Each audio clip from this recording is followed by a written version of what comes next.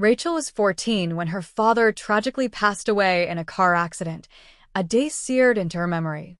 The vivid image of police at their door, her mother's uncontrollable tears, and an overwhelming sensation that life had irreversibly changed remain etched in her mind. Rachel had always shared a close bond with her dad. He was the one who assisted her with homework, took her to soccer practices, and consistently encouraged her by saying she could be anything she aspired to be. For 2 years following her father's passing, it was just Rachel and her mom. And things were manageable, albeit her mom seemed different, more withdrawn, seemingly lost in her thoughts. Then her mom met Steve, and within 6 months, they got married. Rachel suddenly found herself part of a blended family with 2 stepbrothers, Tommy and Mike, aged 12 and 14. Although Rachel tried to maintain a positive outlook about this new family dynamic, it quickly became evident that nothing was as she had hoped. Her mom's behavior changed drastically after Steve and his boys moved in, almost as if she had forgotten she even had a daughter. Rachel ended up unofficially becoming the housemaid while Tommy and Mike spent their afternoons engrossed in video games or hanging out with friends. Her responsibilities included cooking, cleaning, and running errands. Whenever she expressed her concerns about the unfairness, Steve would arrogantly shut her down, insisting, "That's not men's work," and reminding her how grateful she should be to have a roof overhead, questioning if she knew the cost of supporting her. The term freeloader quickly became his favorite insult towards her, disregarding her efforts in maintaining the household. Her mom never defended her, often looking away, engrossed in something else, pretending not to hear. Rachel began spending more time in her room, burying herself in her studies, with college becoming her beacon of hope amidst the turmoil. She dreamed of graduation day, of finally escaping the place she felt alienated. Her father had always emphasized the importance of education, and she knew he would have wanted her to pursue college. But as life would have it, plans are often derailed. About a year before graduation, Rachel's mom and Steve called for a family meeting. Sitting at the dining table with Tommy and Mike giggling over their phones, Steve announced abruptly that they had sold the house and were moving to another state due to a better job opportunity he secured. The news was a harsh blow for Rachel. The thought of leaving behind the house filled with memories of her dad was heart-wrenching. It felt as though her entire world was being uprooted without any regard for her feelings. That night, she cried herself to sleep clinging to the last photo of her and her father together. Before she knew it, Rachel was forced out of everything familiar, her school, her few friends, her surroundings, all taken in the blink of an eye. The new house they moved to was larger, more luxurious, but it was cold and unwelcoming, like she was an overlong guest. Starting her senior year at a new school was just as dreadful as she'd feared. While Tommy and Mike easily made friends, Rachel found herself isolated, spending lunches alone, appearing busy with homework as everyone else already had their tight-knit groups and shared histories. Dedicated, she threw herself into her studies, deeming academics her escape, if not able to forge friendships. The library became her haven, a peace-filled retreat from the chaos of home where household chores awaited her. The year dragged on sluggishly, but finally, her 18th birthday arrived. Having researched colleges for months, her applications ready, and her grades stellar, Rachel summoned the courage to talk to her mom about college options. "Mom, can we talk about college?" Rachel began, keeping her voice steady, eager to discuss the opportunities she had lined up. Her mom interrupted her, barely glancing up from her phone, saying, "Rachel, we don't have money for college." Desperately, Rachel reminded her, "But Dad saved money for my education. Remember how he always talked about me going to college?" Her mom finally looked at her, expression hardening, stating that while her father left some savings, it had been used to support Rachel all these years. Her mom questioned if Rachel thought living and eating was free, mentioning that Steve also spent a lot on her upbringing. Her mom warned that at 18, adulthood implied it's time Rachel starts contributing back for what's been spent on her. The situation worsened during dinner as Steve cleared his throat, preparing to. "Rachel, if you wish to stay here, rent is your responsibility now."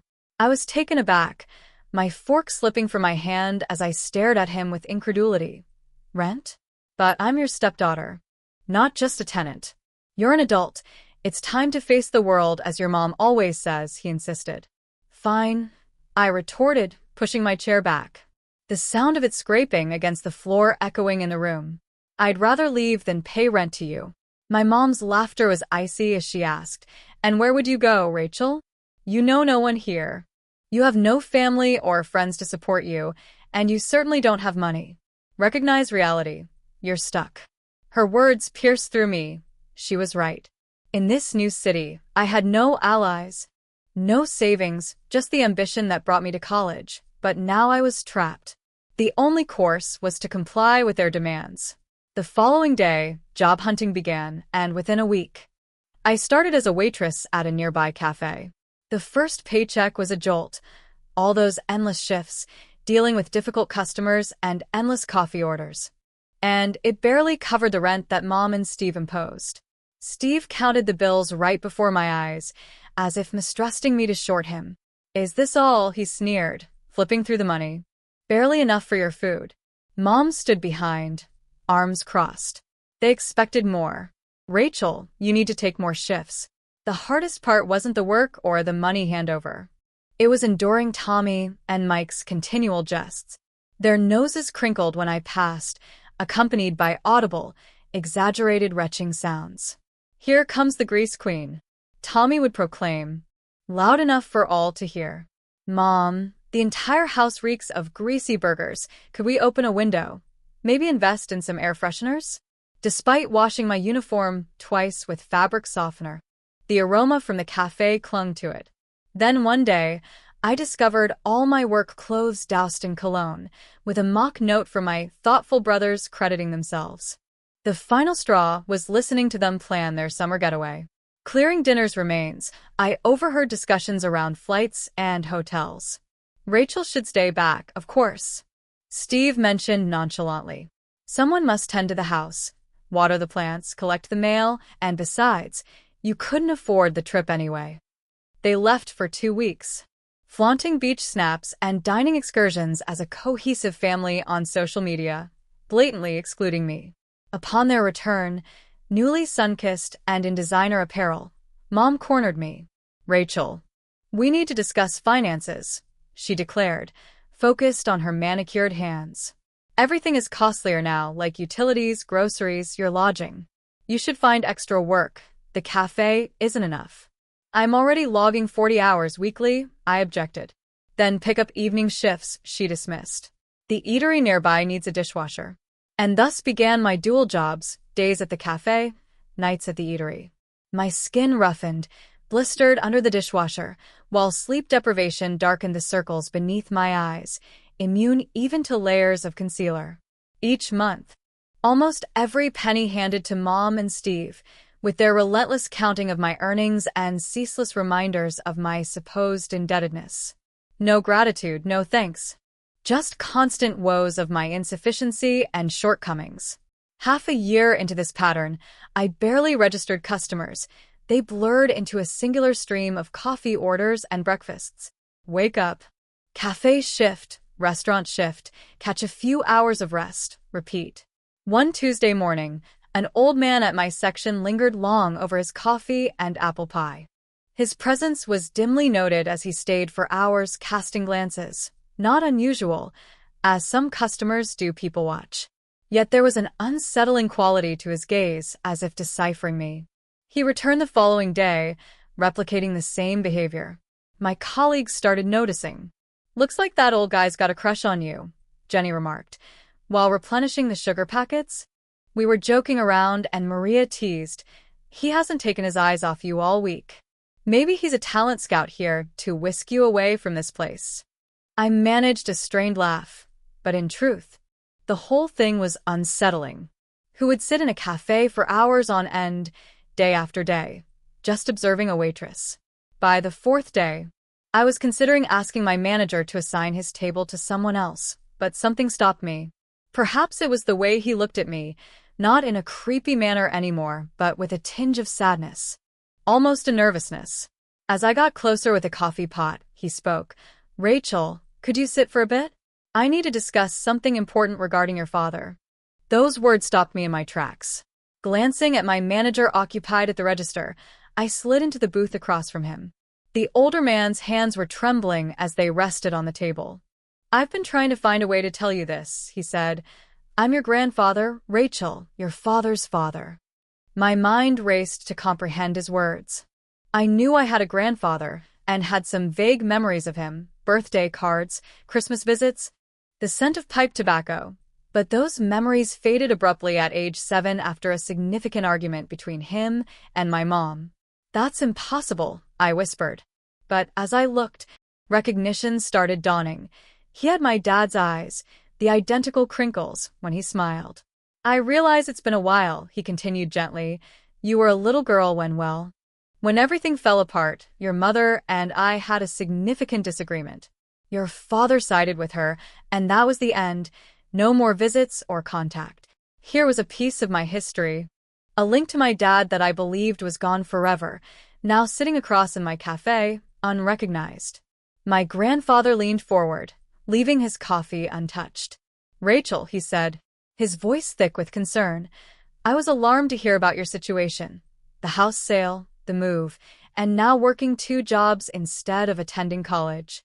This shouldn't be happening." My grip on the order pad tightened. "What do you mean?"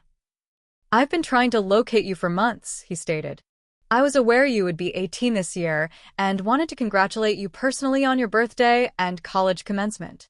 He paused, shadow flickering over his face. "When I eventually found you, I see you here, working endlessly." Something in his tone clenched my stomach. I sensed there was more. "I have to tell you," he said, lowering his voice.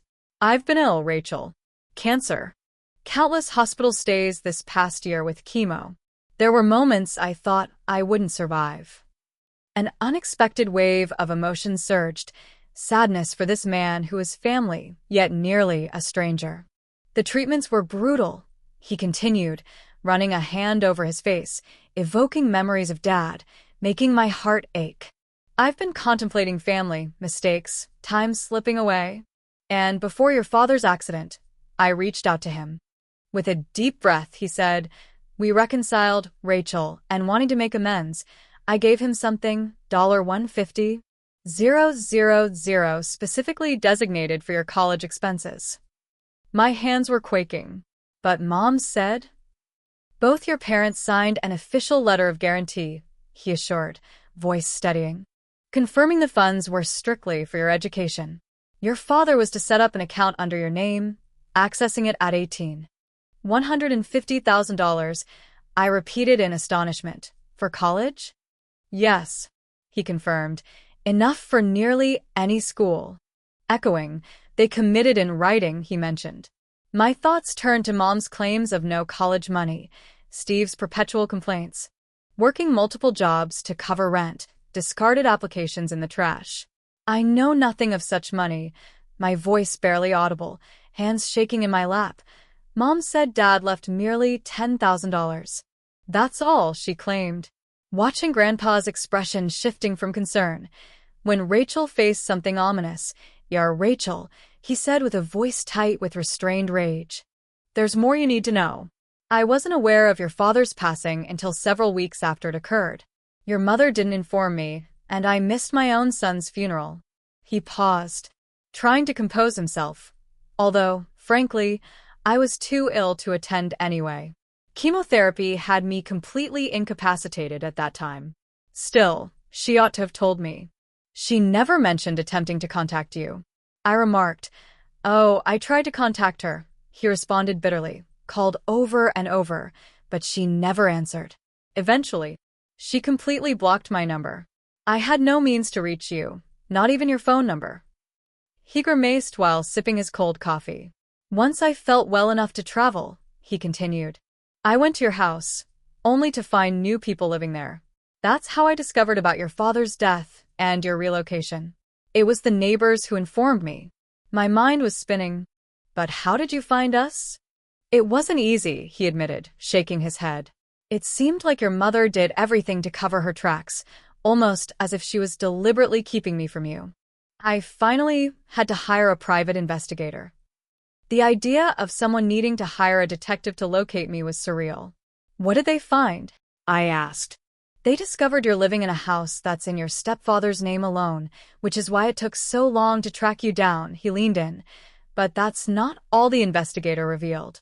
Rachel, your mother hasn't spent all the money, but she's been using it on luxurious vacations and a new car. Money that was meant for your education. I remembered their beach vacation, Mom's new designer clothes, and the fancy car in the driveway. All were paid for with money supposed to be mine.